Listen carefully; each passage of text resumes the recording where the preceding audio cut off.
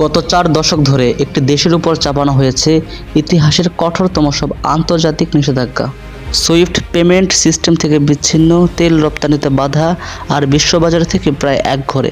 বলছি ইরানের কথা, কিন্তু প্রশ্ন হলো এত সব বাধার মুখেও একটি দেশ কিভাবে টিকে আছে। আজ আমরা দেখব নিষেধাজ্ঞার কবলে থাকা ইরানিদের যাপিত জীবন এবং তাদের টিকে থাকার লড়াই। নিষেধাজ্ঞার সবচেয়ে বড় আঘাত লেগেছে ইরানের মুদ্রার ওপর।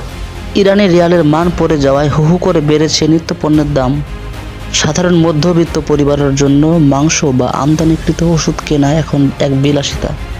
তবুও ইরানের বাজারগুলো খালি নেই, যেখানে দেশি পণ্যের সমাহার দেখে চোখে পড়ার মতো।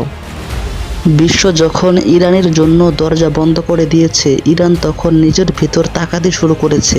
একে তারা বলে প্রতিরোধ অর্থনীতি।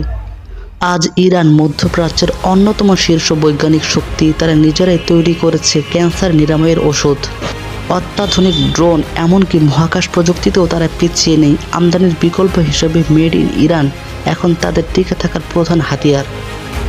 এত অভাব আর রাজনৈতিক চাপের মধ্যেও ইরানিরা তাদের সংস্কৃতি আর উৎসবকে ভুলে যায়নি। তেহরানের ক্যাফেগুলোতে আজও তরুণদের আড্ডা জমে, সিনেমা হলগুলোতে ইরানি চলচ্চিত্রের জয় জয়কার। তাদের জীবনযাত্রা প্রমাণ করে যে রাজনীতি আর সাধারণ মানুষের আবেগ সবসময় এক পথে চলে না। তারা লড়ছে, কিন্তু তারা ভেঙে পড়েনি। ইরানের উপর নিষেধাজ্ঞা হয়তো তাদের অর্থনীতিকে থমকে দিয়েছে, কিন্তু তাদের আত্মবিশ্বাসকে নয়। ইতিহাস সাক্ষী দেয়, পারস্যের এই জাতি বারবার ধ্বংসস্তূপ থেকে উঠে দাঁড়িয়েছে। নিষেধাজ্ঞার এই দেয়াল কি কোনোদিন ভাঙবে, নাকি ইরান এভাবেই নিজের শক্তিতে বিশ্বকে অবাক করে দেবে? সময় তার উত্তর দেবে।